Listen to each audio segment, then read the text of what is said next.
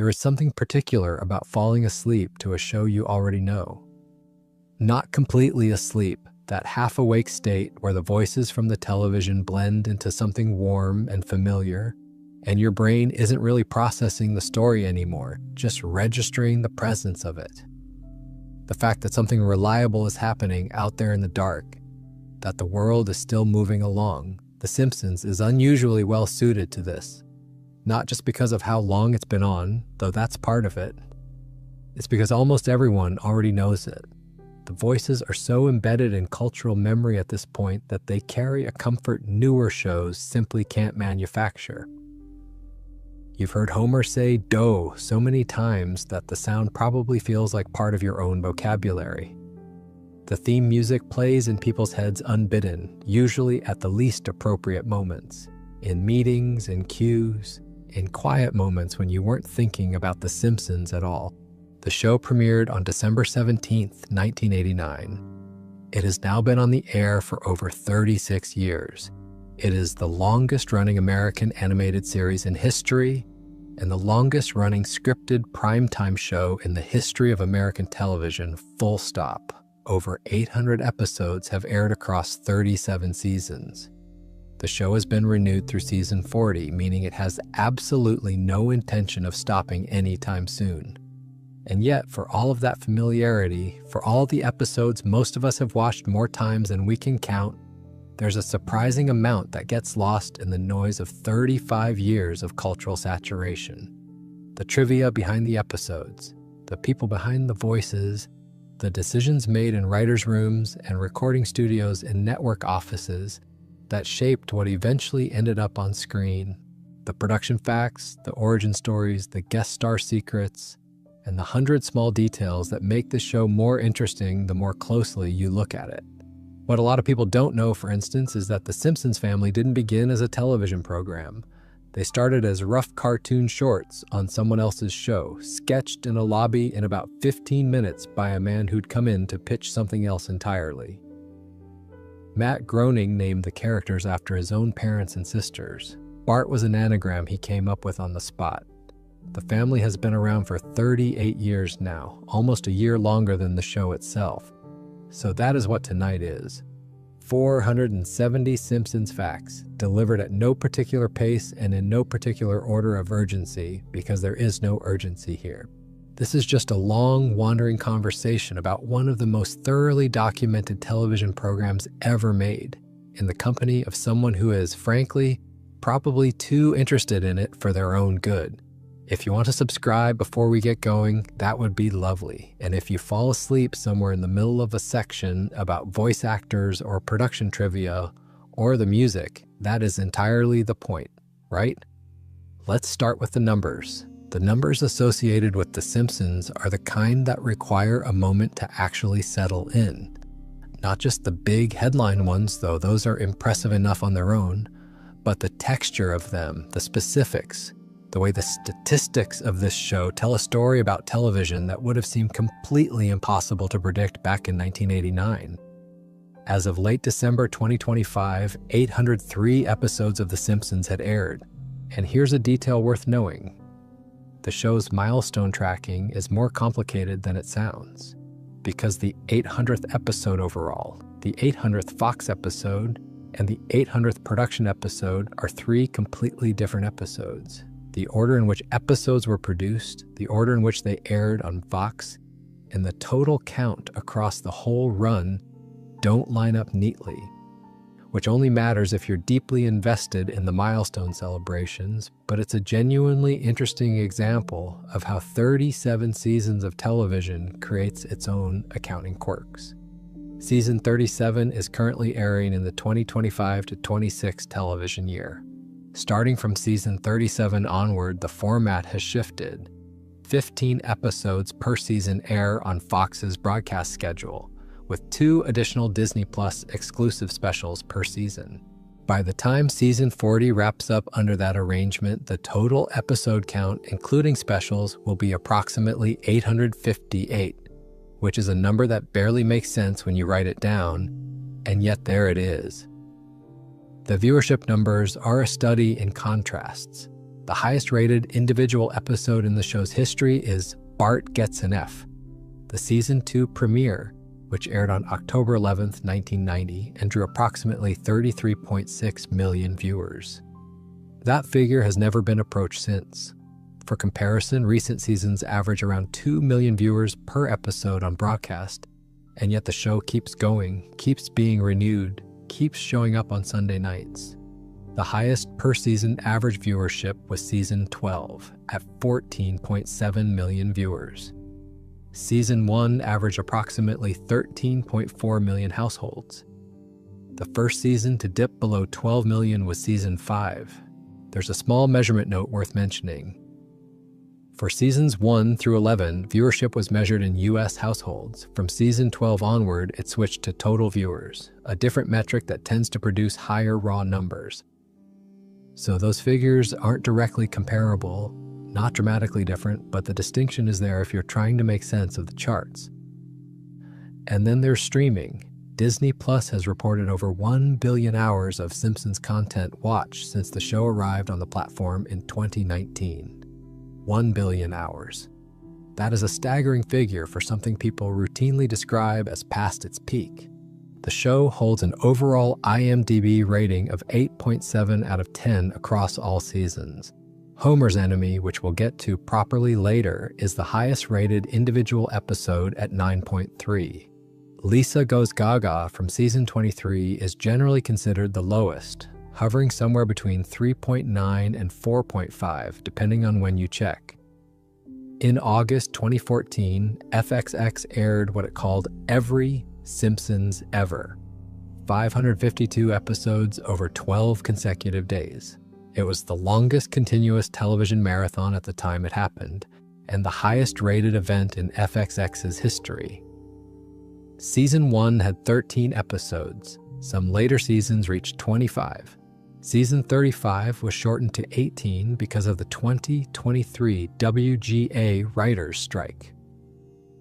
The transition to HD happened with Take My Life Please, which aired February 15, 2009, the season 20 episode that first broadcast in 16:9 widescreen. The show spent 19 years in 4:3 standard definition. A generation of viewers only ever saw those classic episodes on a square screen, the way they were originally composed. The renewal through season 40 was announced April 2nd, 2025, in what Fox and Disney described as a mega deal, which, for a show that premiered during the George H.W. Bush administration, seems about right. Talking a bit about where all of this actually came from, because the origin story of The Simpsons is one of those things that gets more interesting the more detail you add to it. The Simpsons family didn't begin as a television program. They began as interstitial cartoon shorts, 30-second bumpers airing between segments on The Tracy Ullman Show, a Fox variety program. The first of those shorts aired on April 19, 1987. They ran between 1987 and 1989, totaling 48 shorts before the characters were given their own half-hour series. The way Matt Groening tells it, he was sitting in the Fox Studios lobby waiting to pitch his comic strip, Life in Hell, which he'd been drawing since 1977 when he realized that pitching it would require him to sign over the rights. He didn't want to do that, so he invented a new family in the waiting room instead. He has described the sketch as taking approximately 15 minutes. He named the parents Homer and Marge after his own father and mother, Homer Philip Groening and Margaret Groening, and the daughters Lisa and Maggie after his sisters. The boy he named Bart, which he has confirmed is an anagram of brat. He considered naming the boy Matt after himself, but decided that was too obvious. From a 15-minute lobby sketch came 37 seasons of television. I find that genuinely staggering every time it comes up. The animation for those early Tracy Ullman shorts was handled by Klasky Supo, the same studio that would animate the first 3 seasons of the main series. If you go back and watch those shorts now, the characters look noticeably different from what they became. Proportions slightly off, expressions more exaggerated, the whole thing rougher around the edges in a very early sketch-turn-production kind of way. They're recognizably The Simpsons, but barely. The intended first episode of the main series was actually Some Enchanted Evening, which ultimately aired as the 13th episode at the end of season 1. The reason it didn't open the show is that when the animation came back from the overseas studio, it was done so poorly that the production team scrapped it and sent it back for a full overhaul. A Christmas special, Simpsons Roasting on an Open Fire, was produced as an emergency replacement premiere. That special aired December 17, 1989, and became the series premiere. Simpsons Roasting on an Open Fire was written by Mimi Pond, who is notable for writing exactly one Simpsons episode, and that one episode became the series premiere of one of the longest-running shows in television history. One script. That is a fairly remarkable legacy for a single piece of work. The regular season 1 weekly schedule didn't begin until January 14, 1990. The show has 3 co-creators and co-developers, Matt Groening, James L. Brooks, and Sam Simon. Brooks was already a significant Hollywood figure. He'd produced The Mary Tyler Moore Show and directed Terms of Endearment, and his involvement gave the show both credibility and production resources that a new animated Fox program might not otherwise have had. Simon assembled the original writer's room and is widely credited with defining the show's comedic structure and voice. He and Groening famously didn't get on by season 4, and Simon left amid disputes, but continued to receive executive producer credit and payment for the rest of his life. In season 1, the show aired Sunday nights. Then it moved to Thursday nights at 8 p.m. in season 2, going head-to-head with NBC's The Cosby Show. A deliberately bold counter-programming move. The idea of a new Fox animated comedy going up against the highest-rated sitcom on American television seemed fairly audacious at the time. Bart Simpson t-shirts were banned in schools across the U.S. in the early 1990s. President George H.W. Bush publicly criticized the show in 1992, saying he wanted American families to be a lot more like the Waltons and a lot less like the Simpsons. The show's response aired the following week. Homer watches the speech on television and says, "We're just like the Waltons, we're praying for an end to the Depression too." The timing was perfect and the show knew it. Animation production shifted from Klasky Supo to Film Roman beginning with season 4, and Film Roman handled the show through season 27. From season 28 onward, 20th Television Animation, now a Disney subsidiary, handles production in-house. Overseas animation work, the actual frame-by-frame drawing, has been subcontracted throughout the show's history to studios including ACOM in South Korea and Rough Draft Studios. The Simpsons was instrumental in establishing Fox as a viable fourth American broadcast network. It arrived when Fox was considered a minor league operation and helped transform it into a legitimate competitor. 37 years later, the show and the network remain entirely intertwined. The Tracy Ullman shorts themselves are available on some home media collections and occasionally on streaming, though they're far less widely watched than the main series, which is a shame, because the roughness of them has a certain charm. Of all the characters this show has produced, and it has produced an extraordinary number of them, many of whom feel as fully realized as people you've actually met, Homer Simpson remains the center of gravity around which everything else orbits, which is worth pausing on for a moment because Homer is not, by any conventional measure, a good protagonist. He is lazy, frequently selfish, not especially bright, and has caused an amount of property damage and personal suffering that would be genuinely alarming if tallied up properly. And yet, there he is. Homer J. Simpson, that is his full name, is stated as 36 years old throughout most of the show's run, which means he has technically been 36 since 1989 and is, by that logic, the youngest 36-year-old in recorded history. His birth year shifts depending on which flashback episode you're watching, sometimes landing on 1956, sometimes 1955, adjusted whenever a story needs to place his childhood in a specific decade.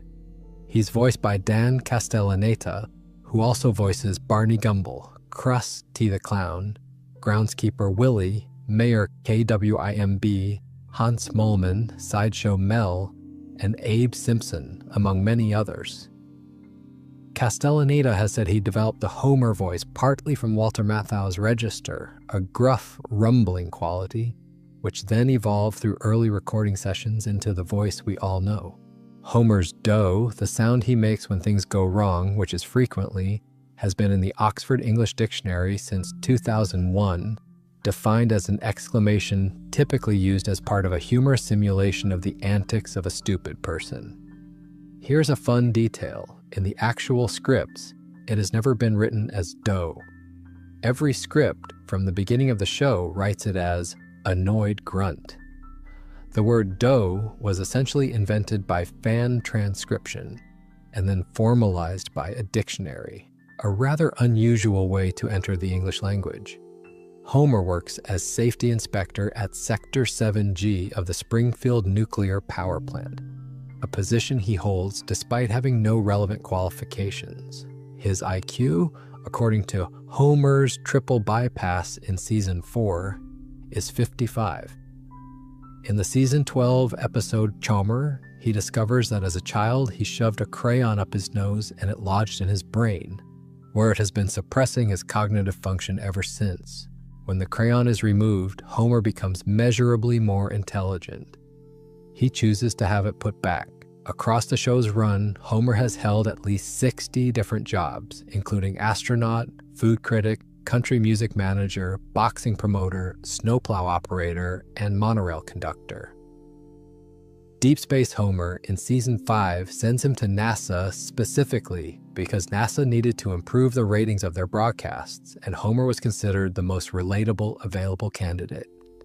He went on tour with the Smashing Pumpkins, befriended President Gerald Ford, and won a Grammy, all part of the show's wonderfully elastic approach to continuity.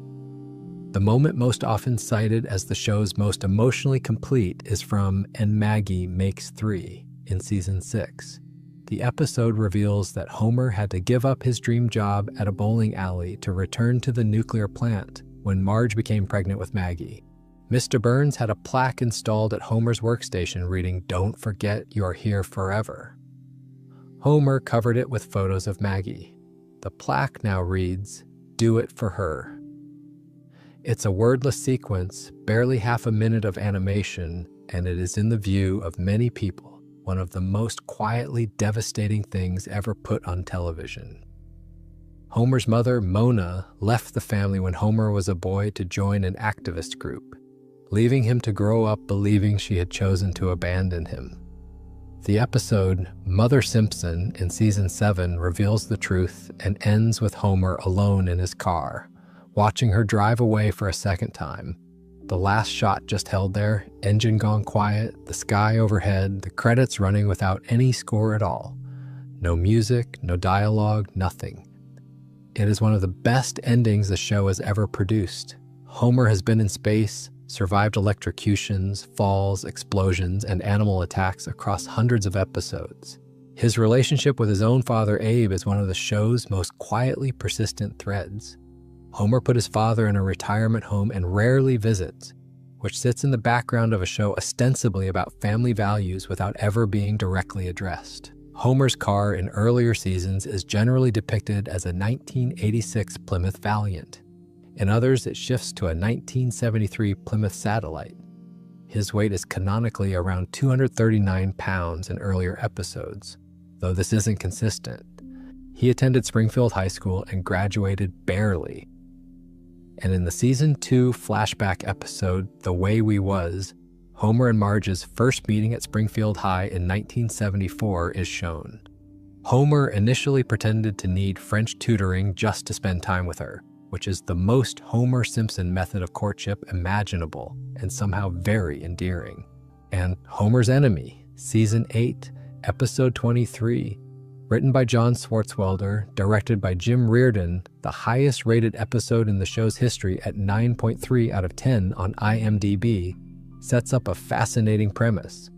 What would happen if a person who had genuinely earned everything through hard work and sacrifice walked into Springfield and tried to apply real-world logic to it?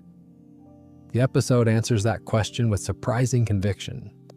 Frank Grimes cannot survive in Homer's world, and the show doesn't soften that conclusion at all. Let's talk about the rest of the family, because while Homer tends to get the most airtime, the other four Simpsons are every bit as interesting, and in several cases rather more so. Marge first. Marjorie Jacqueline Simpson née Bouvier, that is her full name.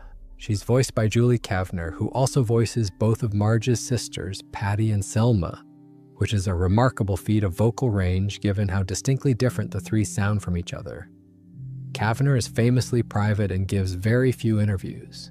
She is one of the least publicly visible members of a cast that is, generally speaking, fairly visible. Marge's improbable tall blue hair, one of the most recognizable silhouettes in animated television, was originally conceived to conceal rabbit ears. That was a joke from Matt Groening's early concept art. The hair was hiding something. The rabbit ears were dropped before production began, but the hairstyle stayed. In the show, it's referred to as blue-gray, though on screen it is very clearly bright blue. The surname Bouvier is a deliberate nod to Jacqueline Kennedy, née Bouvier, one of many references the show embeds without drawing attention to it. Julie Kavner has mentioned concerns about vocal strain in interviews. Her distinctive raspy quality, which gives Marge her sound, comes from a unique vocal cord configuration she can't alter. She said she tries to protect it carefully. Marge has worked across the series as a police officer, a real estate agent, a pretzel vendor, and a casino dealer, among other jobs. She is considerably more professionally versatile than the show's main titles might suggest. Now, Bart. Bartholomew Jojo Simpson. He is 10 years old in the 4th grade and has been both of those things continuously since 1989. Bart is an anagram of brat. Entirely intentional, one of the first things Groening decided about the character. He is voiced by Nancy Cartwright, who also voices Nelson Muntz, Ralph Wiig, Todd Flanders, and K.R. Zizwich, among others. An interesting casting detail. Nancy Cartwright originally auditioned to voice Lisa, not Bart. She switched to Bart during the session because the character felt like a better match for her range. She went on to write a memoir about her years on the show called My Life as a 10-Year-Old Boy, which is a very good title. Bart's catchphrase, "Eat my shorts," predates the show. Cartwright has said she used it to a teacher in real life, long before she was cast. His graffiti tag around Springfield is El Barto, visible in background details throughout the series. In flash-forward episodes, Bart's adult life is depicted as troubled, divorced in some versions, financially struggling in others, never quite escaping the reputation he built at age 10. The contrast with Lisa in those same episodes is striking and is never commented upon directly in the show, which somehow makes it more noticeable. Lisa Marie Simpson is 8 years old in the 2nd grade and plays the alto saxophone, specifically modeled on a Selmer Mark VI, which is one of the most sought-after instruments of its kind in the world. The show included that detail deliberately. She's voiced by Yeardley Smith, the only core cast member whose voice was chosen specifically for one character. She wasn't selected for range or versatility across multiple voices, just because she was exactly right for Lisa. Lisa became a vegetarian in the season 7 episode Lisa the Vegetarian, one of the very few permanent character changes in a show that otherwise resets completely every week. It has never been walked back, and in Bart to the Future, which aired on March 19, 2000, a flash forward establishes Lisa as the first female president of the United States. She mentions inheriting a budget crisis from President Trump, a throwaway joke from the year 2000 that aged considerably differently than anyone expected. Then there's Maggie Marie Simpson, approximately 1-year-old forever. Her pacifier makes a distinctive sucking sound that has become one of the show's most recognizable audio signatures. She doesn't speak, with one exception.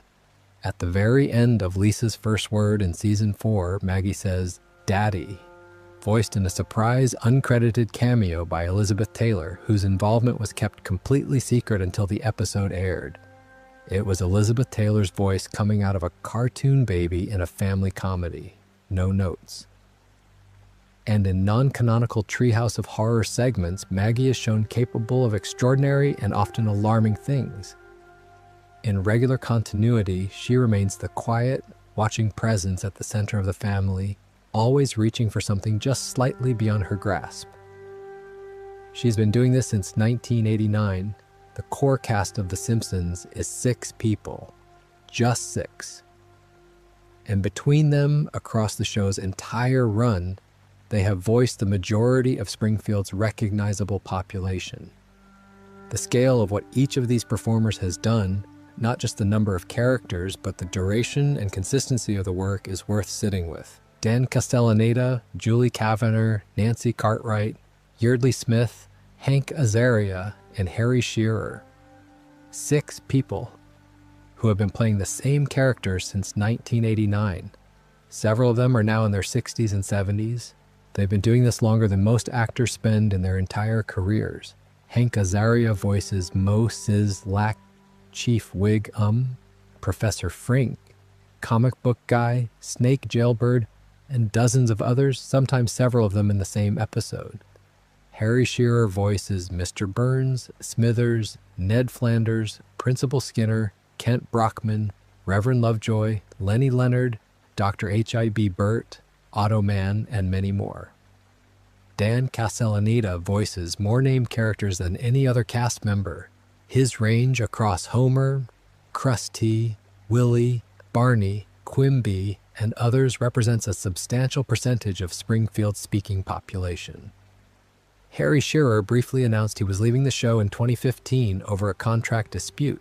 For a few weeks, the internet spent a notable amount of time debating what The Simpsons would be without Mr. Burns, without Ned Flanders, without Principal Skinner. Then Shearer re-signed and everything continued as before. In 2011, the core cast signed deals worth approximately $400,000 per episode each, making them among the highest-paid voice actors in the history of the medium. Subsequent negotiations adjusted this figure, but they've remained extraordinarily well compensated throughout the show's modern era.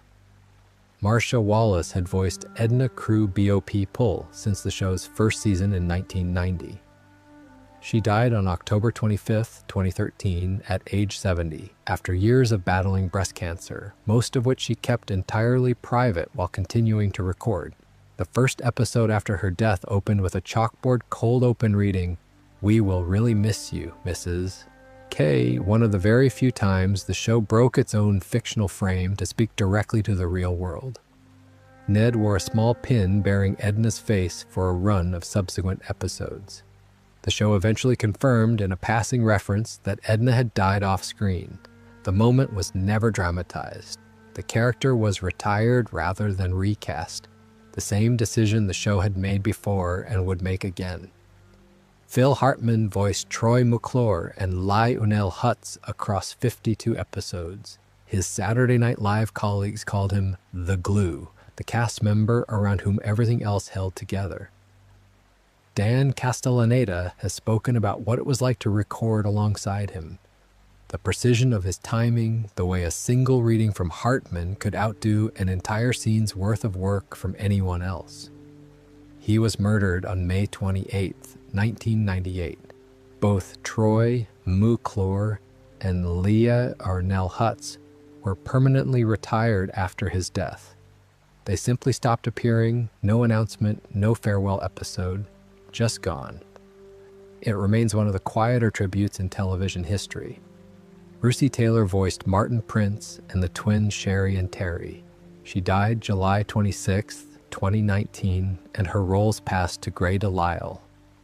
Pamela Hayden voiced Milhouse Van Howe 10 for 35 years and retired in November 2024. Her final Fox broadcast appearance was in the season 36 Treehouse of Horror episode, though she continued in Disney plus exclusives through that season. Kelly MacLeod took over as Milhouse, beginning with the season 36 finale, A Stranger Things, and into season 37. Mo Collins became the new Jimbo Jones. Chris Edgerly became Rod Flanders. Hank Azaria stepped away from voicing Apu in January 2020 following years of criticism about the character's accent, describing the process as emotional and something he'd reflected on carefully. Alex Desert took over Carl Carlson and Officer Lou. Kevin Michael Richardson replaced Shearer as Dr. H.I.B. Burt. Dustin Hoffman played Mr. Bergstrom in Lisa's substitute in Season 2 under the pseudonym Sam Edick, at his specific request. Albert Brooks has appeared multiple times under pseudonyms, most famously as Hank Scorpio in You Only Move Twice in Season 8, regarded by many of the show's writers as the greatest guest voice in the show's history. Kelsey Grammer has voiced Sideshow Bob in at least 12 episodes across more than 30 years, making him the most recurring guest performer. Cast members record their lines in separate sessions. They don't typically perform together in a room and haven't for most of the show's run. They are, in some ways, the most famous ensemble in television history who have rarely been in the same space. The performances get built separately and assembled afterward into the Springfield we all know. One of the longest-running jokes in The Simpsons, and one of the more quietly satisfying ones, is that nobody knows what state Springfield is in. And crucially, this is not an oversight. It was entirely deliberate from the beginning. Matt Groening chose Springfield as the town's name because it is the most common city name in the United States, appearing in at least 35 different states. The whole point was that Springfield should feel like it could be anywhere, and therefore like it was everywhere. Your Springfield, my Springfield, the American Everytown. In a 2012 Smithsonian Magazine interview, Groening revealed that the show's Springfield is loosely based on Springfield, Oregon, where he grew up near Portland. That's probably the closest thing to a definitive answer there is. But the show has spent decades systematically undermining any attempt to pin it down more precisely. Depending on the episode, Springfield is near mountains, near a coast, near a desert, and on flat plains. In the Simpsons movie, a brief gag shows Springfield bordered by Ohio, Nevada, and Maine simultaneously. The geography is impossible, and the show knows it and does not care. The Simpson family lives at 742 Evergreen Terrace. The Flanders family is next door at 744. Moe's Tavern is Homer's primary social space outside the home.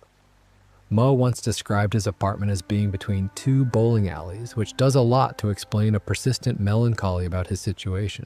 Springfield's rival town is Shelbyville, and the origin of their rivalry is explained in Lemon of Troy in Season 6. Both towns were founded by the same man, Jeb Dar, of Springfield, but they split when Shelbyville's founder wanted residents to be allowed to marry their cousins. Springfield was against this. That is the founding civic grievance. 2 centuries of rivalry over cousin marriage policy. The Springfield nuclear power plant sits on the edge of town and is the community's largest employer. The Kawik E-Mart is the neighborhood convenience store, run for most of the show's history by Apu, and robbed on a fairly regular basis by Snake Jailbird, who appears to have no other notable hobbies. The town has a professional baseball team, the Springfield Isotopes, and this name inspired a real-life decision. The minor league baseball club in Albuquerque, New Mexico, renamed itself the Albuquerque Isotopes in 2003, specifically because of the Season 12 episode Hungry Hungry Homer, which referenced the team relocating to Albuquerque. The team committed to the reference completely and has never looked back. It is one of the more charming examples of fiction influencing reality. Springfield's mayor is Diamond Joe, Kwimb, a transparent parody of the Kennedy family, particularly Ted Kennedy, who takes bribes in public and keeps getting re-elected because the alternative is apparently worse. Chief Whig runs the police department. His son Ralph is in Bart's class and is one of the show's most reliably strange supporting characters. Springfield Elementary School is chronically underfunded and overcrowded, run by Principal Skinner under the oversight of Superintendent Chalmers, who visits primarily to shout. The town's medical establishment is divided between Dr. Julius H.I.B. Burt, who laughs at inappropriate moments, and Dr. Nick Ruvi A.I.R., hi everybody, who may or may not be a fully licensed physician. The town has a monorail, famously installed in Marge vs. the Monorail. It has a Springfield Film Festival. It has an annual chili cook-off. And it has a tire fire that has been burning for at least 15 years within the show's timeline, referenced as a simple geographical fact of Springfield life rather than an ongoing crisis. Nobody is alarmed by the tire fire. It's just there. Capital City is the state's actual capital, though some episodes suggest Springfield itself is the capital, which is one more geographical contradiction the show deposits and leaves without resolution. Capital City has its own famous musical number performed by Tony Bennett in the Season 2 premiere, which is a delightful thing to have. In 2012, a contest was held in which real U.S. cities named Springfield competed to host a Simpsons promotional premiere event. Springfield, Vermont won. The geography briefly became real, and everyone involved seemed genuinely pleased by the whole absurd situation. And Springfield's founding father, Jeb-A-Day Springfield, whose statue stands in the town square, and whose catchphrase was, "A noble spirit embiggens the smallest man," is revealed in Lisa the Iconoclast to have been a fraud, a murderous pirate named Hans Sprungfeld who reinvented himself. Lisa discovers this, tries to tell the town, and the town doesn't want to know. Springfield prefers the comfortable myth to the complicated truth. This is, of course, entirely on brand for Springfield. One of the things that distinguishes The Simpsons from most long-running animated comedies is the depth of its supporting cast. Springfield isn't a backdrop, it's a fully inhabited community, full of people with their own histories and interior lives. And some of the most interesting facts about the show are buried in the details of characters who aren't in the main family at all. Mr. Burns, Charles Montgomery Plantagenet Schicklgruber Burns, is the show's most reliable villain and one of its most consistently entertaining presences. His birth year varies across episodes, but he's been described as over 100 years old, having attended Yale as a young man and worked in various capacities since at least the early 20th century. In one episode, doctors inform him he has every known disease, but they all balance each other out, keeping him in a state of perfect equilibrium. It is both the funniest and most plausible explanation for his continued existence. Harry Shearer developed the excellent with tented fingers organically in early recording sessions. It became one of the most widely imitated character moments in animation. Nedward Flanders Jr. is the next-door neighbor and the show's most durable source of a very specific kind of comedy. Sincere, relentless cheerfulness in the face of everything. His personality has an actual in-universe explanation.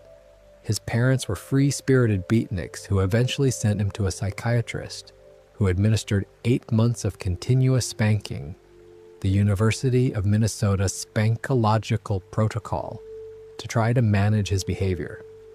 Instead, it suppressed everything, so when Ned says, "Oh, kill E, D-O, kill E," in the face of fresh catastrophe, he is a man with enormous reserves of suppressed feeling, choosing the sunniest possible language available to him. Harry Shearer developed both "Oh kill E doge kill E" and "Yahri diddly ho neighborino" in early sessions, trying variations until they landed. Ned's first wife Maud was killed off in season 11, and the behind-the-scenes reason is genuinely bleak. The actress who voiced her, Maggie Roswell, left the show over a dispute about travel expense reimbursements. Production and Roswell couldn't reach an agreement, so the character was written out permanently, via a t-shirt cannon accident. She was later replaced narratively by Ned's second wife, Edna Crew B.O.P. Pull, and then Edna died when Marcia Wallace passed away in 2013. Ned has been widowed twice, both times for real-world reasons entirely outside the story's own logic. Mo Sizlak's full first name is Moammar. He goes by Mo and doesn't particularly advertise the rest. He briefly became Springfield's most celebrated businessman in Flaming Moe's in Season 3, when Homer's recipe for a cocktail involving multiple spirits and Crus Tea brand non-narcotic cough syrup for kids, finished with an open flame, accidentally becomes the city's most popular drink. Mo takes the credit, Homer loses the recipe. The whole enterprise collapses. Mo is one of the show's more genuinely three-dimensional supporting characters, lonely, self-aware about being lonely, and occasionally capable of real tenderness that sits oddly alongside his generally gruff presentation. Krusty the Clown's full name is Herschel Schmoikel, Pinchas Yerokum Krustovsky. His estranged father, Rabbi Hyman Krustovsky, disapproved of his comedy career. They reconcile in Like Father, Like Clown in Season 3, a parody of The Jazz Singer. Krusty is widely interpreted as a parallel to Homer, another man who makes other people laugh while living a privately chaotic life. Groundskeeper Willie is William MacDougall from Scotland, possessed of an accent that sometimes defeats understanding and a physical strength that appears to have no meaningful limit. Willie is killed in Treehouse of Horror segments with remarkable regularity, usually via an axe through the back, which has become a running joke within a running joke. Sideshow Bob, Robert Underdunk, Terwill Ejur Jr., is voiced by Kelsey Grammer, who was already playing Fraser Crane on Cheers when he first appeared. Bob started as Krusty's silent sidekick and only became a villain when the writers decided to give him a richer inner life. The combination of high culture, he loves Gilbert and Sullivan, opera, and literature, with his specific obsession, is one of the show's longest-running comic tensions. The rake sequence in Cape Fear, Bob stepping on rake after rake in an extended, drawn-out sequence, was added when the episode ran short. It was a padding solution. It is now one of the most celebrated bits the show has ever produced. Bob's performance of the entire score of HMS Pinafore to stall for time is a joke that rewards anyone who knows the operetta and is funny to those who don't. And in a non-canonical Treehouse of Horror segment, Bob finally kills Bart, and then has to resurrect him repeatedly, because without the pursuit, he has no purpose, no identity, no reason to get out of bed in the morning. It is played as dark comedy, but it is also a surprisingly precise portrait of what obsession does to a person who defines themselves entirely through it. Cecil Terwill Ejur, Sideshow Bob's younger brother, voiced by David Hyde Pierce, in a casting decision so perfect it borders on self-parody, appeared first in Season 8 and returned in several subsequent episodes. Casting David Hyde Pierce opposite Kelsey Grammer to play the sibling who also resents the sibling, reproduced the Frasier dynamic in Springfield with the show entirely aware of the joke it was making. It remains one of the more elegant pieces of metacasting in the show's history. Comic book guy whose real name, Jeff Albertson, wasn't revealed until the Season 16 episode Homer and Ned's Hail Mary Pass, runs the Android's Dungeon and baseball card shop, and is one of the show's most precise cultural observations. He is the internet's ID before the internet existed. Dismissive, absolutely certain, deeply invested in properties the mainstream finds trivial, and possessed of a confidence in his own taste that has never encountered a piece of evidence capable of denting it. His characteristic phrase, "the worst episode ever," has become its own meme independent of the character. Milhouse Van Howe 10, Bart's best friend, named after President Nixon, whose actual middle name was Milhouse, is one of the show's most reliably tragicomic figures. His enormous glasses, his misplaced optimism, and the specific quality of his haplessness make him immediately recognizable. His parents' divorce, handled beginning in Season 4, is managed with more sensitivity than most animated shows manage for adult storylines. Nelson Muntz's "Ha-ha" has been in use since Season 1 and has appeared in enough contexts, triumphant, sad, inappropriate, occasionally moving, to have become one of the show's most versatile sounds. The character's backstory, once you look at it, is considerably darker than his role as school bully might suggest. Nelson is essentially raising himself. The show visits this occasionally and doesn't overdramatize it. At some point in the late 1980s and early 1990s, the writer's room of The Simpsons assembled one of the greatest concentrations of comedic writing talent that American television has ever put in a single room. The list of people who wrote for this show and what they went on to do reads like a rather remarkable document. As of early 2026, 154 people have been credited with writing or co-writing at least one episode. John Swartzwelder wrote 59 of them, more than anyone else in the show's history, by a considerable margin. Swartzwelder is legendarily reclusive. He rarely gives interviews and became progressively more private over the years. He reportedly wrote many of his scripts while seated at his regular booth in a Los Angeles diner. And when California banned indoor smoking, he is said to have bought the booth and installed it in his home so he could keep working in the same environment. I don't know if that's entirely true. I find it very plausible. Conan O'Brien wrote for the show in seasons 3 and 4 before leaving to host Late Night. He wrote Marge vs. the Monorail in season 4, which is routinely ranked as the greatest Simpsons episode ever made. He has spoken warmly about his time on the show in subsequent years. Greg Daniels wrote Simpsons episodes before going on to create the American version of The Office and Parks and Recreation. David X. Cohen wrote for The Simpsons before co-creating Futurama with Groening. Cohen holds a physics degree from Harvard, which he used to put a chalkboard equation in The Wizard of Evergreen Terrace in season 10 that closely predicts the mass of the Higgs boson particle. George Meyer is regarded by many who worked alongside him as the single most influential writer the show produced. The person who, more than almost anyone else, defined what the golden era voice sounded like on a sentence-by-sentence level. Al Jean has been showrunner since season 13 and is the longest-serving showrunner in the show's history. He was part of the original writing team from season 1 and has been involved for the entire run.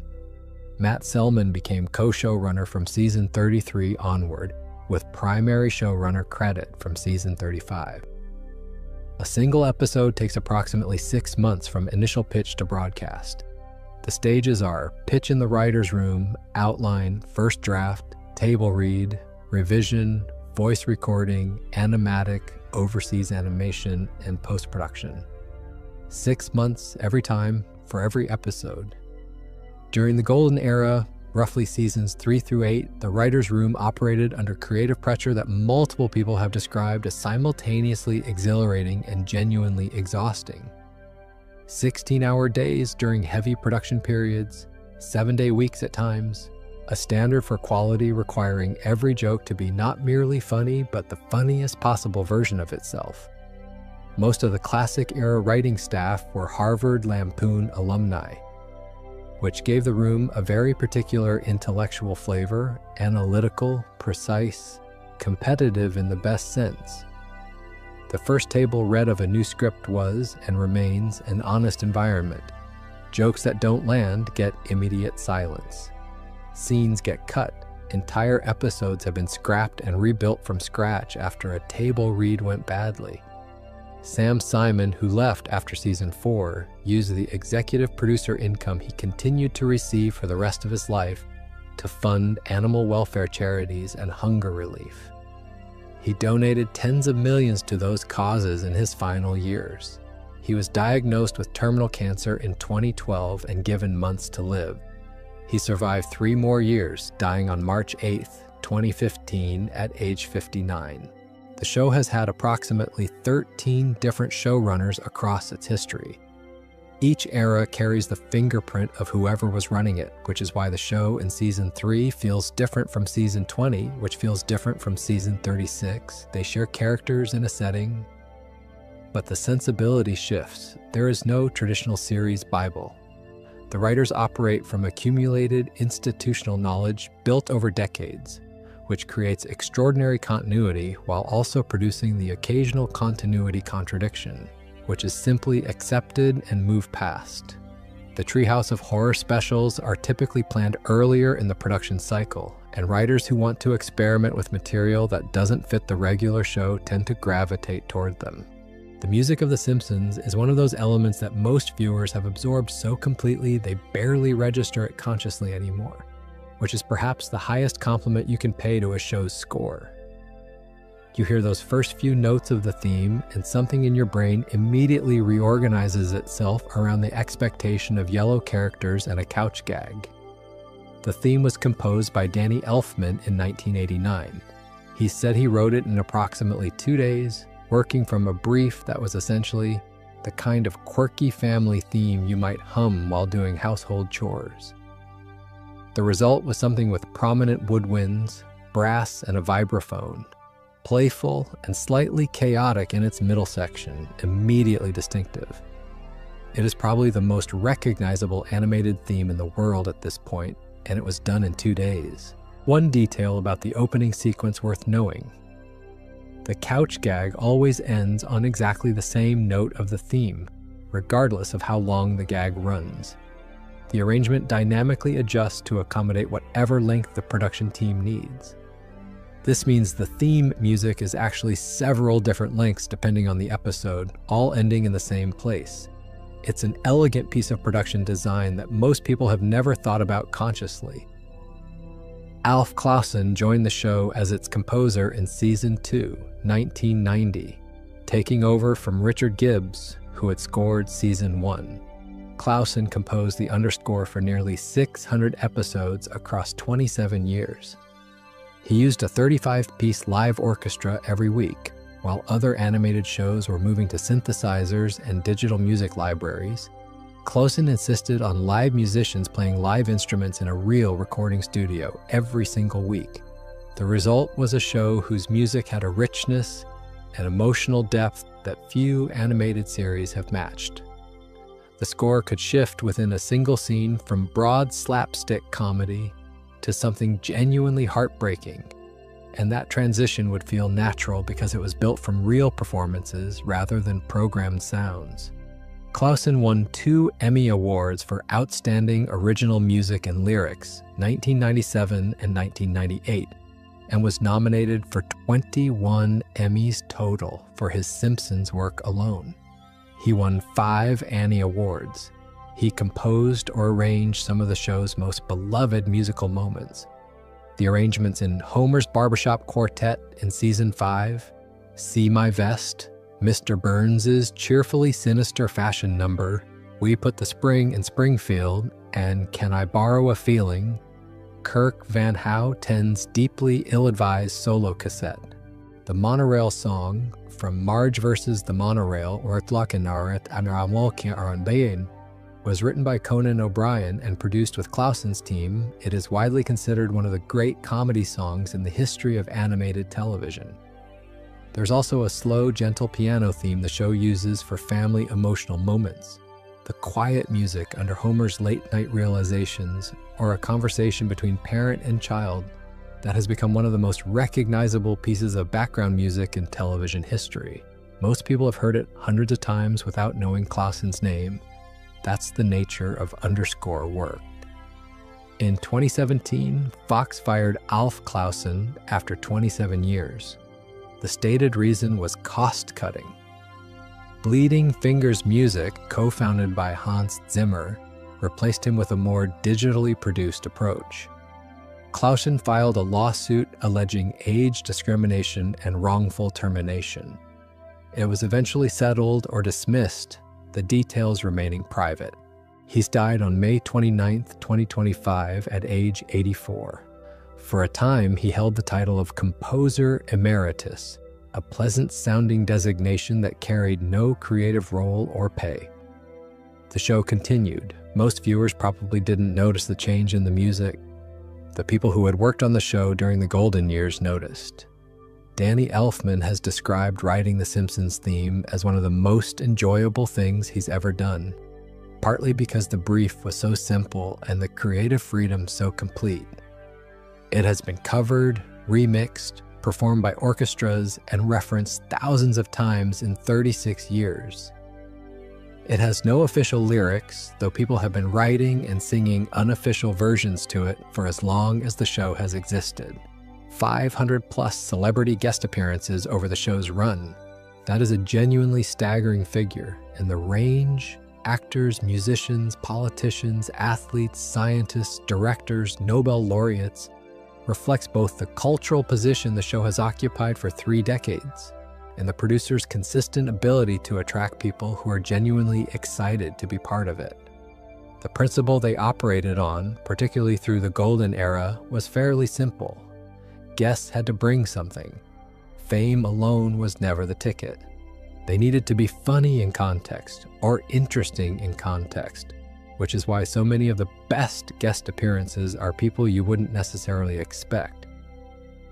Michael Jackson appeared in Stark Raving Dad, Season 3, Episode 1, September 19, 1991, as Leon Kompowski, a large white man in a mental institution who claims to be Michael Jackson. Jackson was credited as John J. Smith due to contractual conflicts with his record label, and his involvement was kept secret until the episode aired. One detail that surprised many people when it came out: for the musical numbers, a Michael Jackson sound-alike named Kip Lennon was brought in. Jackson provided the speaking voice, Lennon provided the singing. So the episode contains Jackson's voice, but not his singing. That episode was pulled from all official distribution in 2019 following the Leaving Neverland documentary. It is the only episode in the show's entire history to be completely removed from every platform and format. Not on Disney+, not in syndication, removed from future home media releases. It doesn't exist officially anymore. Phil Hartman voiced Troy McClure and Nell Hutz. Across 52 episodes, an extraordinary body of guestwork that gave the show 2 of its most beloved recurring presences. His murder in 1998 ended both characters permanently. They were not recast, not written out with a farewell episode. The show simply stopped placing them in scripts, and they haven't appeared since. It remains one of the quieter tributes in television history. Dustin Hoffman played Mr. Bergstrom in Lisa's Substitute in Season 2 under the pseudonym Sam Edick. At his specific request, he wanted no credit. Albert Brooks has appeared multiple times under pseudonyms, most famously as Hank Scorpio in You Only Move Twice in Season 8, and is regarded by many of the show's writers as the greatest guest voice in the show's history. Kelsey Grammer has voiced Sideshow Bob in at least 12 episodes, making him the most recurring guest performer. Elizabeth Taylor voiced Maggie's first word, Daddy, in Lisa's First Word in Season 4. As an uncredited cameo, her involvement kept completely secret. It's in the guest star record, though it barely felt like a conventional guest appearance at all, more like a gift left anonymously. Ringo Starr personally wrote and responded to fan letters as part of his guest appearance in Brush with Greatness in Season 2. Johnny Cash voiced a spirit coyote in Homer's vision in El Viaje Misterioso de Nuestro Homer in Season 8, one of the most tonally distinctive and widely loved guest appearances the show ever had. The Ramones appeared and sang Happy Birthday to Mr. Burns. Burns was unimpressed. Conan O'Brien appeared as himself in Bart Gets Famous in Season 5, shortly before leaving the writing staff. Hugh Jackman agreed to appear only on the condition that his character be Australian. Stephen Hawking appeared multiple times as himself, one of the few guests the show brought back more than once. Bette Midler negotiated a specific clause for her appearance. She would not be depicted as greedy or money-motivated. Tom Hanks appears in the Simpsons movie as himself, a cameo kept completely secret until the film released, which was apparently quite difficult to manage. Lady Gaga's episode, Lisa Goes Gaga, in Season 23, is the show's lowest rated on IMDb, and the writers have acknowledged it as a misstep. Homer's Phobia in Season 8 featured John Waters as a gay antiques dealer and won a GLAAD Media Award. Waters described the experience as surreal and wonderful. Many guest stars accept SAG minimum pay to appear. The cultural prestige is considered sufficient compensation.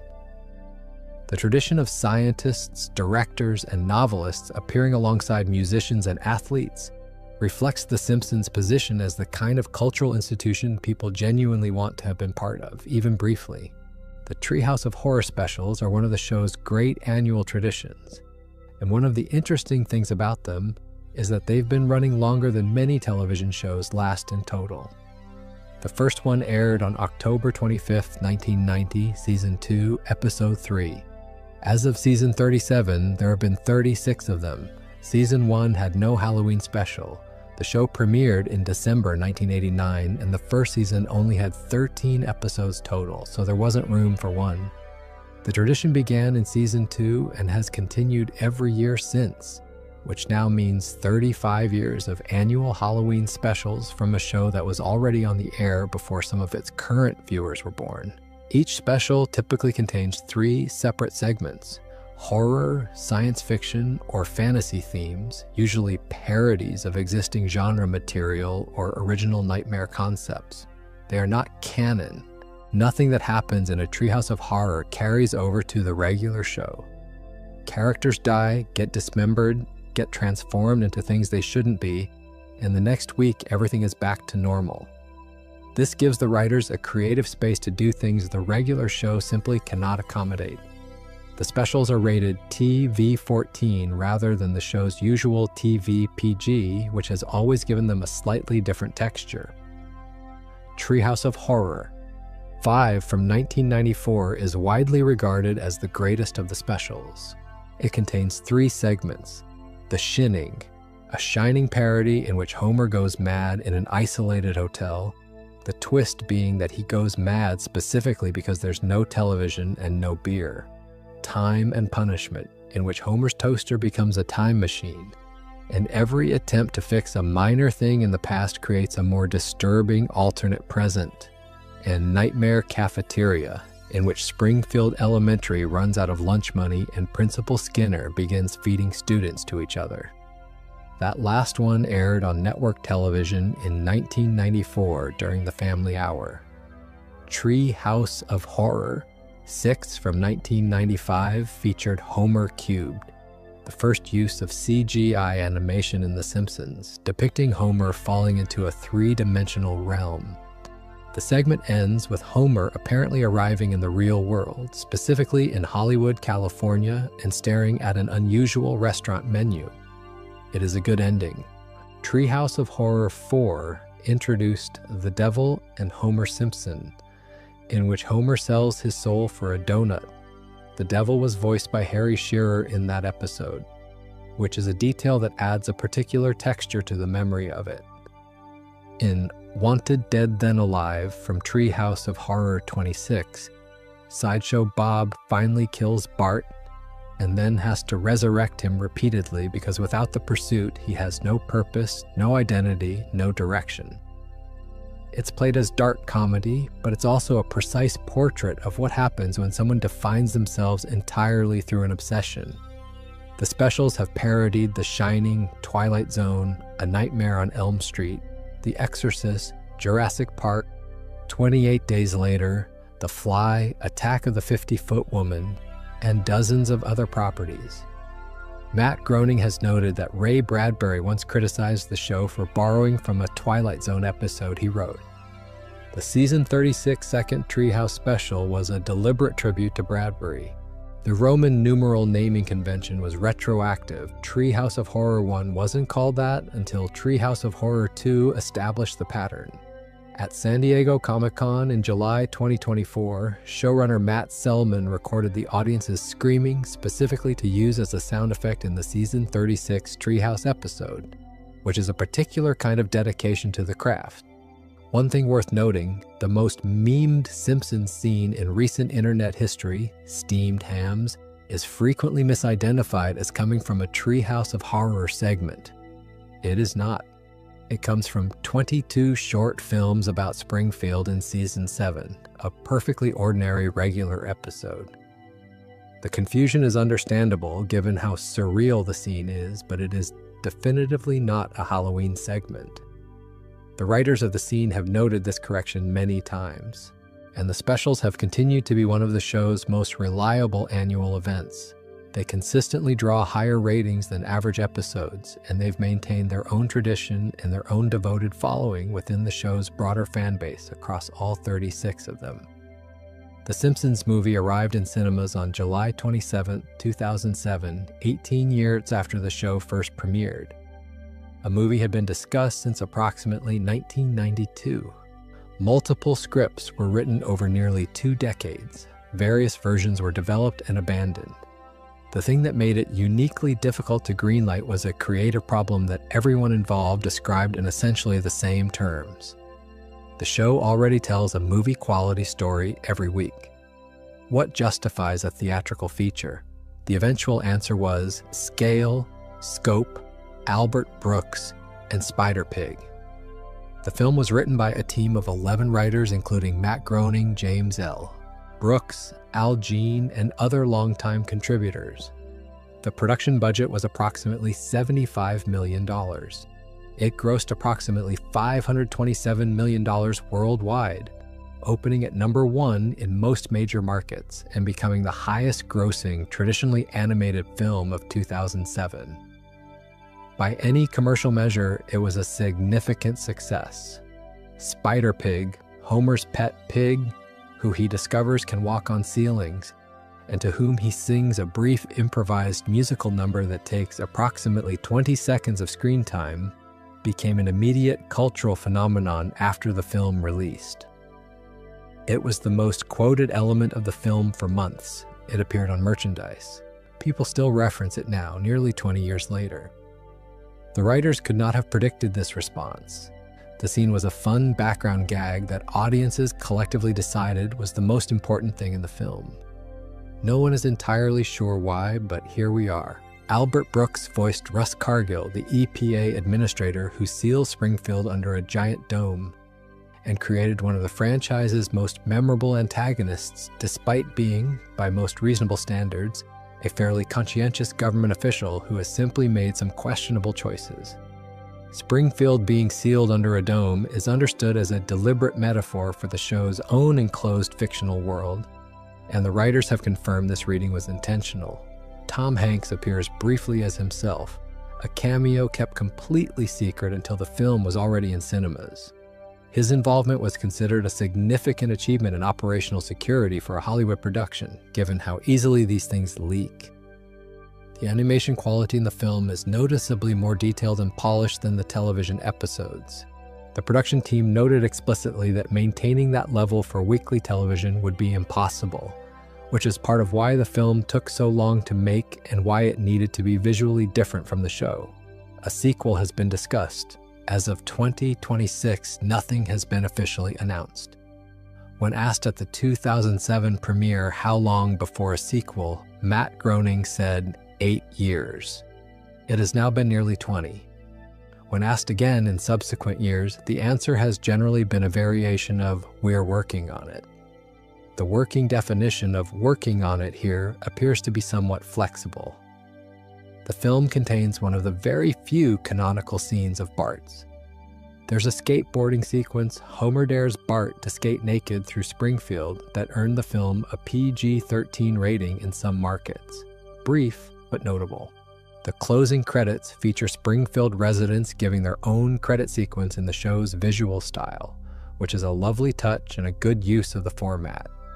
Several scenes were completely reworked based on test screenings. The production was iterative in ways television production simply doesn't allow for, given the 6-month pipeline.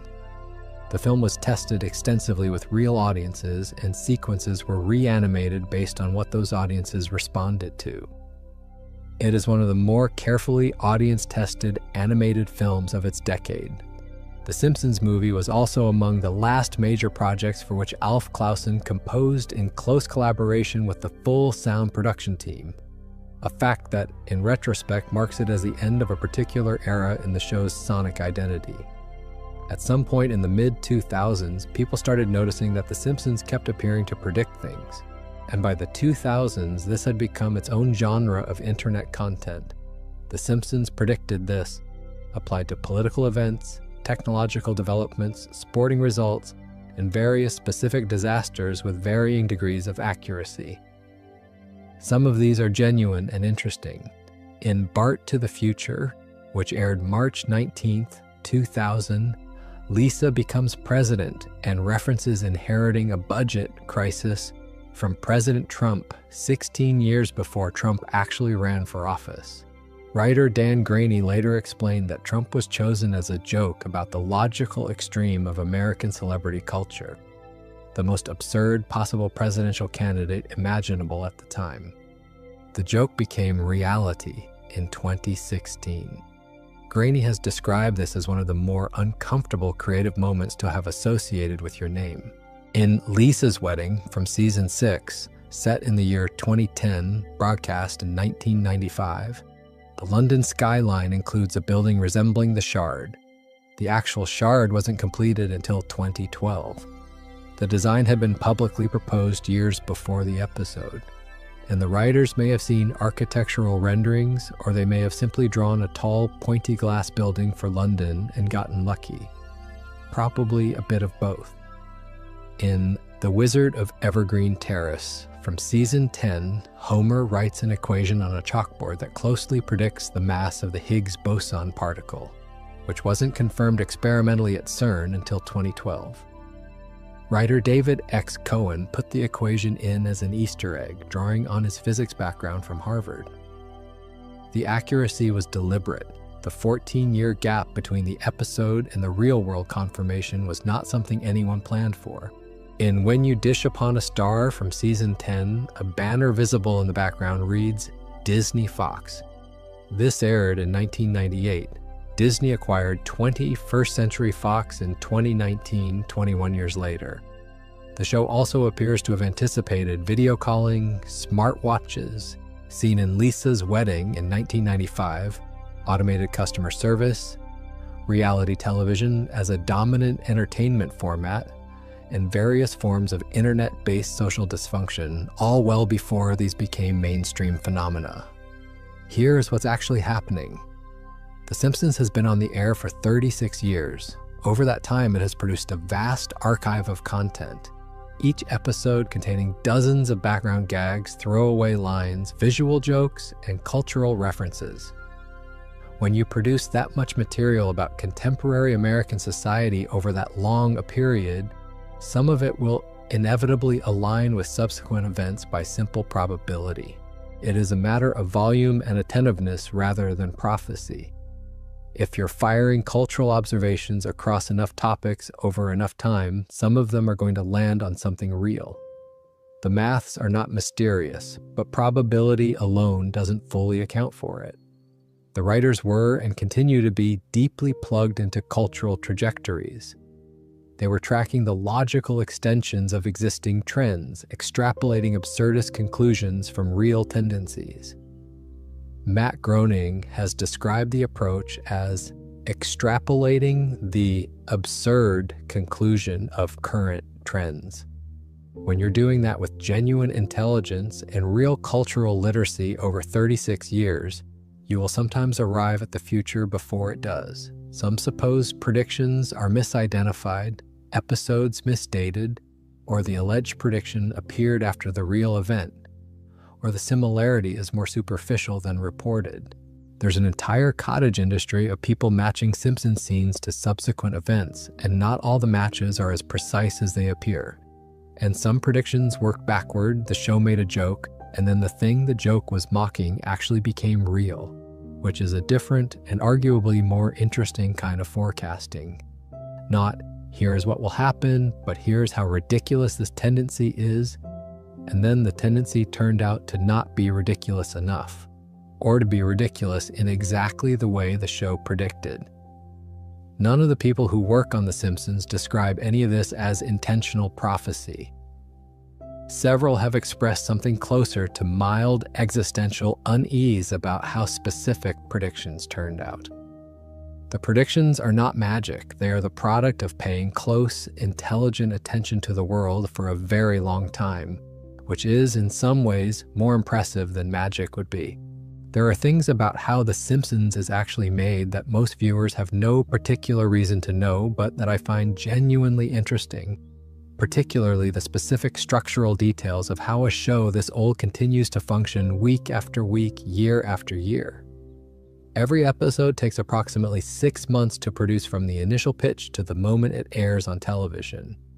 The stages are pitch in the writer's room, outline, first draft, table read, revision, voice recording, animatic, which is a rough storyboard-based animation, then overseas animation, and finally post-production and final sound. 6 months every time, for every episode.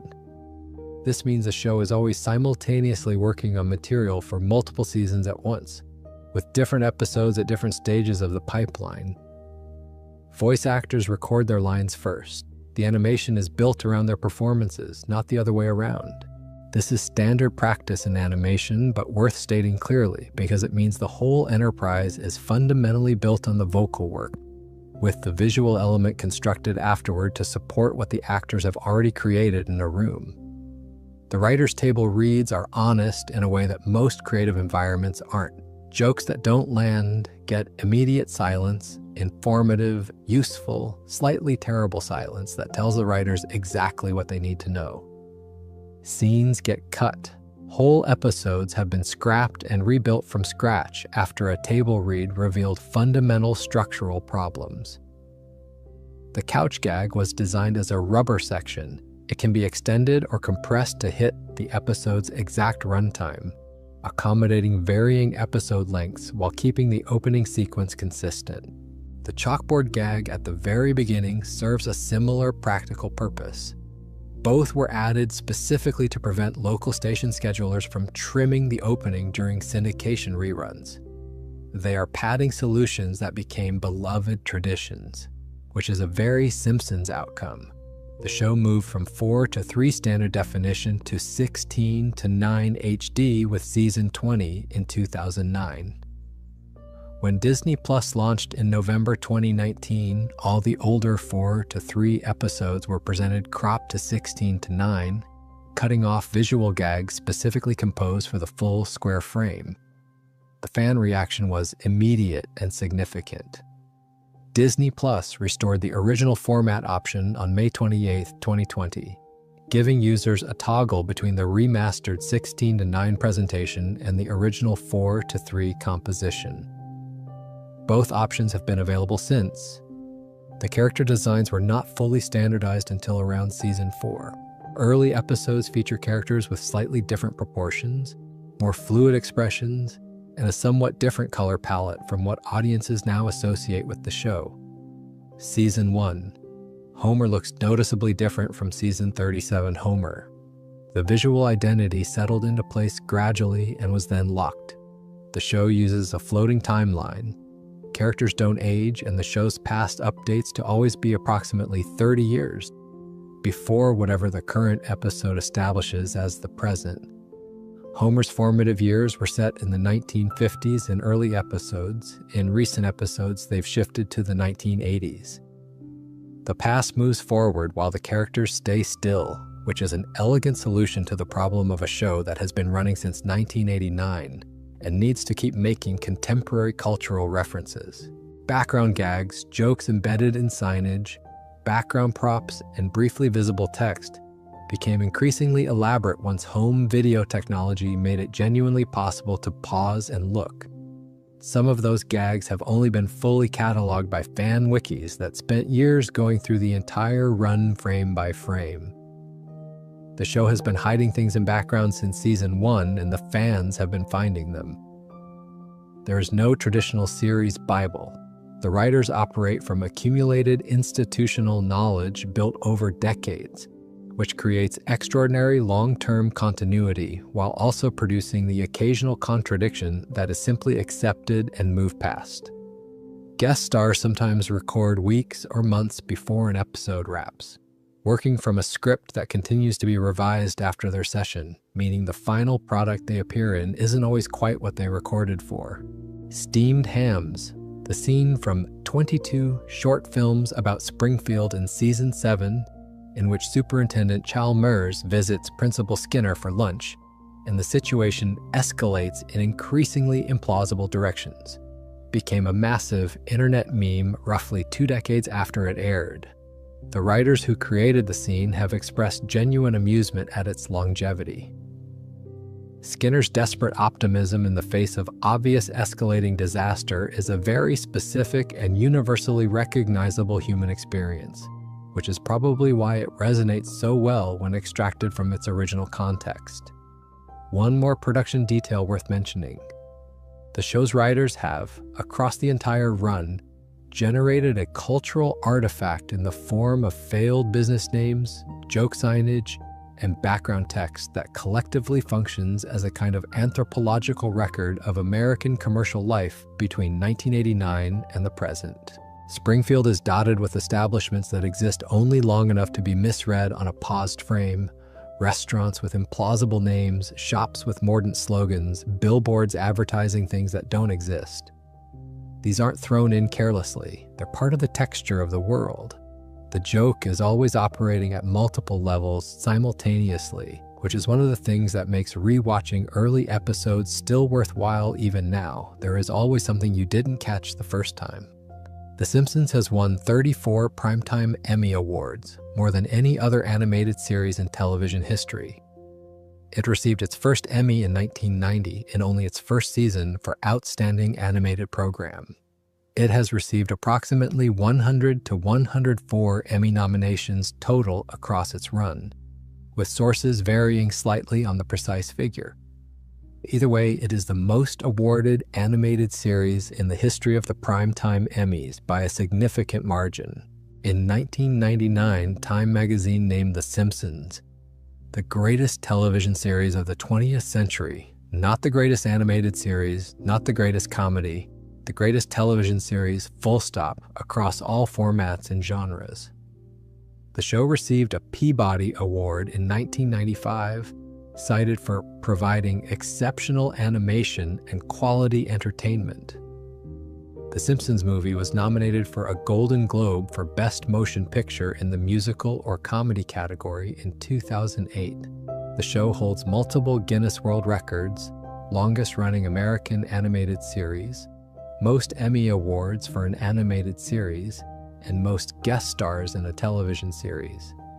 It received a star on the Hollywood Walk of Fame in the year 2000. The cultural legacy of the show extends well beyond the awards. The Simpsons is widely credited with reviving adult animated primetime programming as a viable format. Before The Simpsons, there hadn't been a successful animated primetime show since the Flintstones in the 1960s.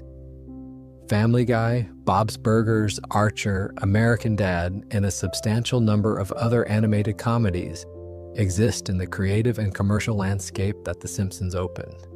The show has influenced the English language in formally documented ways. DOHE has been in the Oxford English Dictionary since 2001.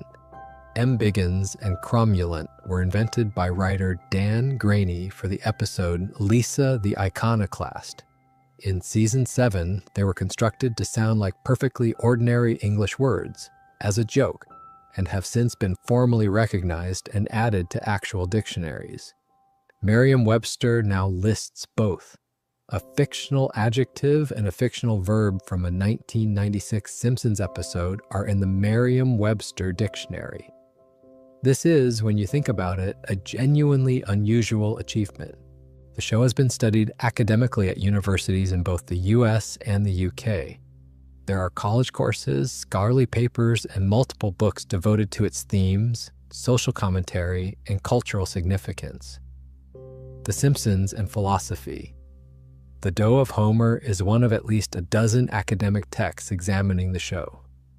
The Smithsonian's National Museum of American History has featured a Simpsons-themed exhibit. Internationally, the show has been dubbed into dozens of languages. In Germany, France, Spain, and other countries, the dubbed versions develop their own dedicated followings with their own particular flavor. In the original German dub, Homer's Doe was translated as a nine for many years, which gives the character a slightly different but equally plausible quality. The show has been referenced by sitting presidents, prime ministers, and world leaders on multiple occasions. When cultural institutions reference a cartoon about a yellow family from a fictional American town, it generally suggests the cartoon has achieved something rather unusual. The Albuquerque minor league baseball team renamed itself the Albuquerque Isotopes in 2003, specifically because of the season 12 episode Hungry Hungry Homer, which referenced the team relocating to Albuquerque. The team committed to the reference completely, has been playing under that name for over 20 years, and apparently has no intention of going back. It is one of the more charming examples of fiction becoming real-world institutional identity. There was a contest in 2012 in which real U.S. cities named Springfield competed to host a Simpsons promotional premiere. Springfield, Vermont won. For a brief period, Springfield State was definitively Vermont, which Matt Groening immediately walked back the moment the promotional event was over. And the streaming numbers tell their own story about the gap between a show's broadcast ratings and its actual reach. Both scales of the show's relevance exist simultaneously, and not many programs in their fourth decade can say that. Since we're here and talking about the show in some detail, it seems right to spend time with specific episodes, the ones that come up in any serious Simpsons conversation and the ones that come up even in casual Simpsons conversation, because they've become shorthand for what the show is capable of being at its best. Homer's Enemy, Season 8, Episode 23, written by John Swartzwelder, directed by Jim Reardon, aired May 4th, 1997. It is the highest-rated episode in the show's history on IMDb at 9.3 out of 10, above Cape Fear, above Marge versus the Monorail, above You Only Move Twice. The episode introduces Frank Grimes, a man who taught himself nuclear physics through correspondence courses while working as a delivery boy, who sacrificed his formative years for professional respectability and who enters Homer Simpson's world expecting the usual rules to apply. They don't. The episode was modeled partly on Michael Douglas's character in Falling Down. The writing team set out to ask what Springfield looks like through the eyes of someone who operates by real-world logic, who has earned everything he has, and who cannot comprehend a place where effort and reward are completely disconnected. Springfield answers the question comprehensively. The episode makes you laugh and leaves you sitting with something slightly uncomfortable. No other episode does that particular thing in quite the same way. Cape Fear, Season 5, Episode 2, is a parody of the 1991 film Cape Fear, itself a remake of a 1962 thriller. The episode is the one in which Sideshow Bob is released from prison and begins stalking Bart, culminating in a houseboat confrontation. The rake sequence, Bob stepping on rake after rake in a drawn-out sequence of increasingly painful repetition, was added because the episode ran short. It needed padding. The production team added the rake gag to fill time, and it is now one of the most celebrated comedy sequences the show has ever produced. Bob's subsequent performance of the entire score of HMS Pinafore to stall Bart for time is a joke that rewards people who know the operetta and is perfectly funny to those who don't. Marge versus the Monorail, Season 4, Episode 12, written by Conan O'Brien, is the episode most often named when people are asked for a single Greatest Simpsons episode. It is a parody of The Music Man, in which a fast-talking con man named Lyle Lanley arrives in Springfield and convinces the town to spend its windfall on a monorail. The monorail song, written by Conan O'Brien, has been stuck in the heads of an enormous number of people who watched this episode as children and will probably never fully remove it. O'Brien left the show shortly after this episode to host Late Night. He has spoken warmly about his Simpsons years since. You Only Move Twice, Season 8, Episode 2, features Hank Scorpio, voiced by Albert Brooks, who is both a supervillain pursuing world domination and the genuinely best employer Homer has ever had. He provides coffee from a drip machine on the floor. He gives Homer a flamethrower. He is fighting a man named James Bond, not James Bond, a different character entirely during the third act. The episode ends with Homer receiving the Denver Broncos as a thank you gift, which landed differently depending on your relationship with the Broncos. Many of the show's writers have cited this as their personal favorite episode. And Maggie Makes 3, Season 6, Episode 13 contains the do it for her moment. Homer had a dream job at a bowling alley. Marge became pregnant with Maggie. Homer returned to the nuclear plant under financial necessity. Mr. Burns installed a plaque at his workstation reading, "Don't forget, you are here forever." Homer covered it with photos of Maggie, so the plaque now reads, "Do it for her." 30 seconds of screen time, no dialogue. It is considered by many people, and not just Simpsons fans, one of the most emotionally complete moments in television history. Lisa's Substitute, Season 2, Episode 19, gave Dustin Hoffman the role of Mr. Bergstrom, the substitute teacher who treats Lisa as an intelligent person and then has to leave when her regular teacher returns. He writes something on a piece of paper before boarding his train and presses it into her hand. She unfolds it on the platform. It says, "You are Lisa Simpson." That is the whole note. She watches the train disappear and the scene closes.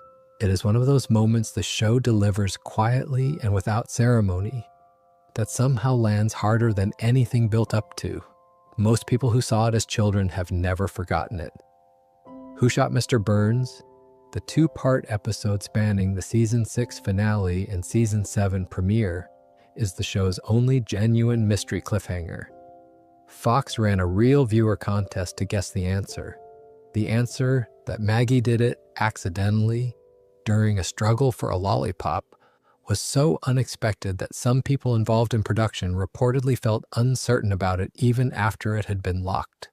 The Season 7 premiere begins with the reveal in an elaborate parody of Dallas's famous dream sequence conclusion.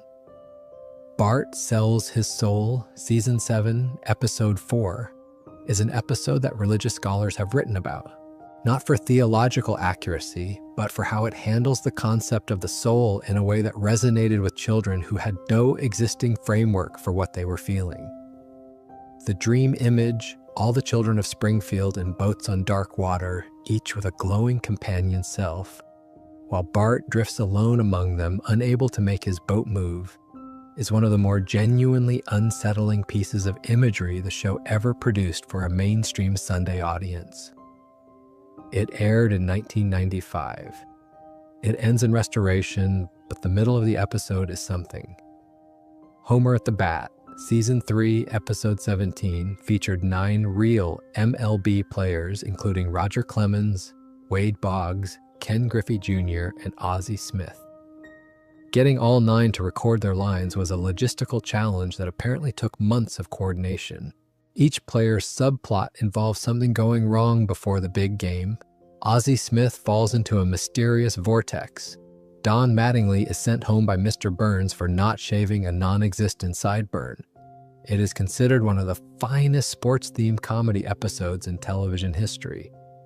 22 short films about Springfield, Season 7, Episode 21, is structured as a series of vignettes, each following a different Springfield resident for a few minutes before handing off to the next.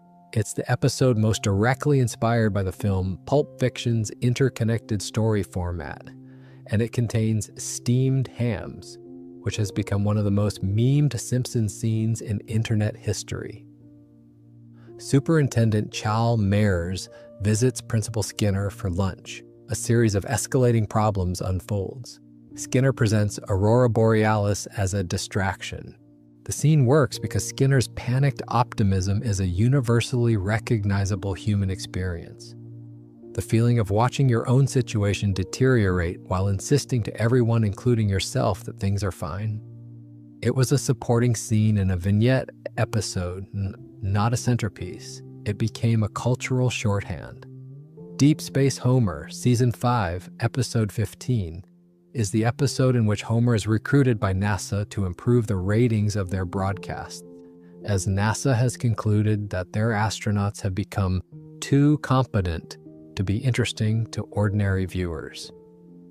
Homer goes to space, chips an inanimate carbon rod, and loses a bag of crisps in zero gravity, which then drifts toward a hatch in what becomes the episode's most memorable visual gag. The episode also features a parody of the opening of 2001, A Space Odyssey, which ends with Homer clubbing a bag of pretzels. It is a very confident piece of television. Mother Simpson, Season 7, Episode 8, is the episode in which Homer discovers his mother Mona, whom he believed dead, has been alive all along, living underground after participating in a protest action. She comes home briefly, then she has to leave again to protect both of them. The episode ends in complete silence, Homer on the bonnet of his car, watching her taillights disappear, then sitting there under the stars as the credits roll with no music at all. It remains one of the most quietly affecting uses of silence in the show's history. These are, of course, a selection. The show has produced hundreds of episodes that people love for their own particular reasons, and the canon of great Simpsons episodes varies considerably depending on who you ask, which era they grew up in, and what they're looking for from the show. The episodes mentioned here are simply the ones that recur most persistently in conversation. They've earned their place. Behind every episode of The Simpsons, every couch gag, every chalkboard sentence, every precisely constructed joke, are the real people who built and maintained the show across nearly 4 decades. Some of them are well known. Many have spent their careers largely out of public view, which is perhaps fitting for a show that is itself fundamentally about what happens behind the visible surface of things. Start with Groening himself, who grew up in Portland, Oregon, near a town called Springfield, which is the place that loosely inspired the show's setting. He kept that detail mostly to himself until a 2012 magazine interview. Before The Simpsons were a television program, he was known for his comic strip Life in Hell, which he'd been drawing since 1977. His early years in Los Angeles, working various jobs while trying to get the strip noticed, making ends meet in the usual underpaid creative person fashion, gave him a specific view of ambition and workplace absurdity that feeds directly into the show's sensibility. James L. Brooks was already a substantial Hollywood figure when he brought The Simpsons to Fox. He had produced The Mary Tyler Moore Show, the show that revolutionized the workplace sitcom in the 1970s, and directed Terms of Endearment, which won the Academy Award for Best Picture in 1984. His involvement in The Simpsons gave the project credibility with the network and with the industry at large. A new animated comedy on Fox, a network that was still being taken less than entirely seriously in 1989, needed that credibility. Brooks provided it. Sam Simon assembled the original writer's room and is the person most responsible for defining what the show's comedic voice sounds like on a structural level. The timing of jokes, the way scenes are built, the specific register of dry, character-grounded comedy that distinguishes the classic era. Simon left after season 4 amid significant personal and professional disputes with Groening, the details of which neither party ever publicly detailed in full. He continued to receive executive producer credit and income for the rest of his life. In 2012, Simon was diagnosed with terminal colon cancer and given months to live. He lived 3 more years. In those years, he donated tens of millions of dollars to animal welfare organizations, hunger relief charities, and other causes, describing the process of giving away money as one of the most purposeful things he'd ever done. He died on March 8, 2015, at age 59. He never returned to active creative work on the show after season 4, but his fingerprints are on every episode of the classic era regardless. Al Jean attended Harvard, was part of the original Harvard Lampoon cohort that populated the early writer's room, and has been showrunner since season 13. This is the longest single showrunner tenure in the show's history. He has been involved since season 1 and has provided more structural continuity to the show over its full run than anyone else currently active on it. Matt Selman became co-showrunner from season 33 and primary showrunner from season 35, guiding the show through its dual Fox Disney Plus distribution period.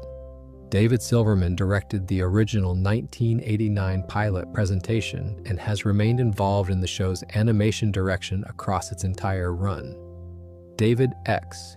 Cohen wrote for the show in the 1990s. His Higgs-boson chalkboard equation in The Wizard of Evergreen Terrace is his most widely noted Easter egg before co-creating Futurama with Groening. Gracie Films, the production company belonging to Groening and Brooks, has been attached to the show throughout its entire run. 20th Television Animation, now a Disney subsidiary following the 2019 acquisition, handles physical production. The fact that The Simpsons is now a Disney property is something that still carries a slightly surreal quality several years after it happened. The show that spent decades satirizing corporate media consolidation is now owned by the single largest entertainment conglomerate in the world. The show has, to its credit, made jokes about this. Alf Clausen composed for 27 years and was dismissed at age 76. He died on May 29, 2025, at age 84. There is a reasonable argument that the music he provided is one of the things most people have absorbed from the show without consciously registering it, that the emotional texture of the classic era is partly his work. Homer Simpson has spent 35 years being dispensable to Mr. Burns. Clausen spent 27 years being indispensable to the show, and eventually discovered that the machinery behind it operated by fairly similar principles. These are the people behind the Yellow family. Some of them are famous, some of them are known only within the industry, some of them are gone. All of them contributed something specific and unrepeatable to a show that has been, for over 3 decades, one of the most widely watched things on television. The Simpsons joined Disney Plus on November 12, 2019, the day the streaming service launched. This was, in terms of sheer available content, a genuinely significant opening day edition.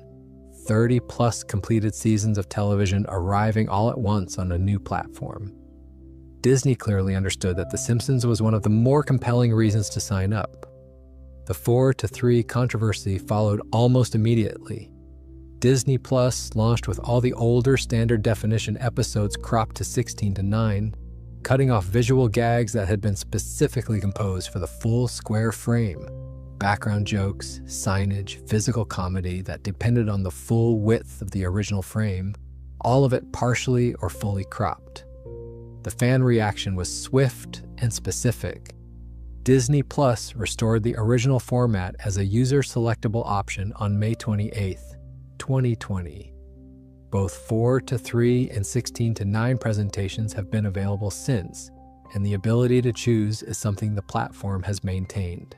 In March 2025, Disney Plus launched a 24/7 always-on Simpsons stream, an uninterrupted continuous broadcast of seasons 1 through 35, approximately 767 episodes cycling in perpetual rotation. This does not include Stark Raving Dad, the Michael Jackson episode pulled from all official platforms in 2019, which continues to be absent from every formal distribution channel. The renewal through season 40 was announced on April 2, 2025, in what Fox and Disney jointly described as a mega deal. The new format, running from season 37 through season 40, 15 episodes per season on Fox's broadcast network, plus 2 Disney Plus exclusive specials per season. Season 36 had 4 Disney Plus exclusives, episodes that aired only on the streaming platform and never on broadcast television. This dual distribution structure is unique to The Simpsons at this scale, and it reflects the show's position across both legacy broadcast and contemporary streaming audiences simultaneously. Pamela Hayden's retirement in November 2024 was the most significant cast change of the streaming era. She had voiced Milhouse Van Howe 10 for 35 years. Kelly MacLeod took over the role beginning with the season 36 finale A Stranger Things, and into season 37, which is the kind of passing of the torch that feels significant when you consider how long Hayden had been doing it. Mo Collins became the new Jimbo Jones. Chris Edgerly took over Rod Flanders. These transitions happen quietly, typically without any on-screen acknowledgement. The Apu situation, which came to a head in 2020 when Hank Azaria stepped away from the role following years of discussion about the character's representation, has remained unresolved in the years since. Apu has appeared in recent episodes in a significantly reduced capacity, voiced in those appearances by a different performer. His long-term future within the show's regular cast of characters hasn't been definitively announced. Current broadcast ratings, approximately 2 million viewers per episode, represent a fraction of the mid-1990s peak. But they're a respectable figure for a 35-year-old program in an era when broadcast television viewership has declined substantially across the board. The show is no longer a cultural event in the way it once was, but it is still inarguably on. The Christmas special released on December 17, 2024, exactly 35 years, to the day after Simpsons Roasting on an Open Fire premiered in 1989, was a two-part Disney Plus exclusive. The symmetry was clearly intentional, and the choice to air it on streaming rather than broadcast felt like a statement about where the show's primary audience now lives. Whether the show continues past season 40 remains an open question. Matt Groening has said in interviews that he doesn't spend much time thinking about ending it. The show continues because the people involved in making it keep finding reasons to continue, which is either a philosophy or a description of its own momentum, probably both. What is certain is that The Simpsons has now been running long enough that there are people with children of their own who were not yet born when the show premiered. Parents and children watching the same program together, the parent having grown up with it, the child discovering it. That inheritance, that particular form of cultural continuity, is what very few shows achieve. The Simpsons is one of them. It has been sitting in the same Sunday evening slot, more or less, since before most streaming services existed, before most social media platforms existed, before most of the technology that now hosts and delivers it had been invented. It has outlasted the context in which it was created and found new contexts waiting on the other side. And so there we are. 470 facts about one of the strangest, most enduring, most thoroughly documented television programs ever made, delivered at no particular urgency over a long and wandering evening, which is exactly what tonight was for. Springfield will still be there tomorrow. It always is. 742 Evergreen Terrace will be standing, the yellow paint slightly improbable in whatever light is available, the Flanders house next door just slightly better maintained. Bart will be at the chalkboard at Springfield Elementary in the morning, writing something he's probably been told to write before, or something entirely new depending on which episode you find yourself in. Homer will be at the plant, falling asleep at his station in Sector 7G, or eating something he shouldn't be eating, or setting off some minor emergency that will resolve itself by the end of the episode. Lisa will have her saxophone. Marge will have that particular expression she reserves for the moment she realizes what's happening. The show premiered on December 17, 1989, as a Christmas special that was itself created to replace an episode whose animation came back too poor to broadcast. It was an accident twice over, the characters invented in a lobby in 15 minutes, the premiere itself a contingency plan.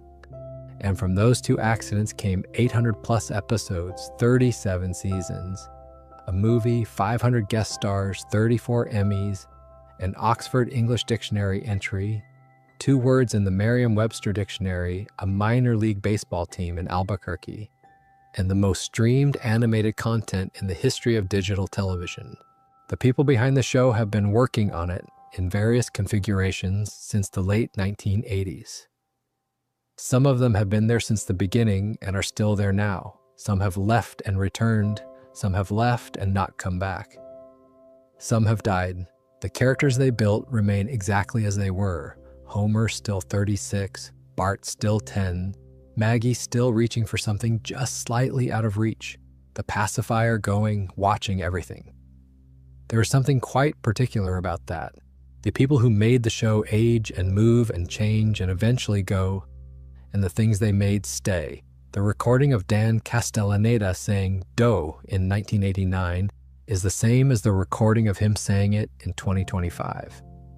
The moment at the end of Lisa's first word, where Maggie says "daddy," is the same moment it always was. The "do it for her" plaque is the same. The rake sequence is the same. These things exist now in a way that doesn't depend on anything continuing, which is an unusual kind of permanence for something that was made to be watched on a Tuesday evening and then largely forgotten until the rerun. The show continues because the show continues. Renewed through season 40. New episodes arriving on Sunday nights, older ones in perpetual rotation on a streaming service that never stops. 24 hours a day on a dedicated channel cycling through the whole thing from the beginning. Springfield is always on somewhere. Sleep well, the lights are all on in Springfield, and someone is always awake there. They'll be there in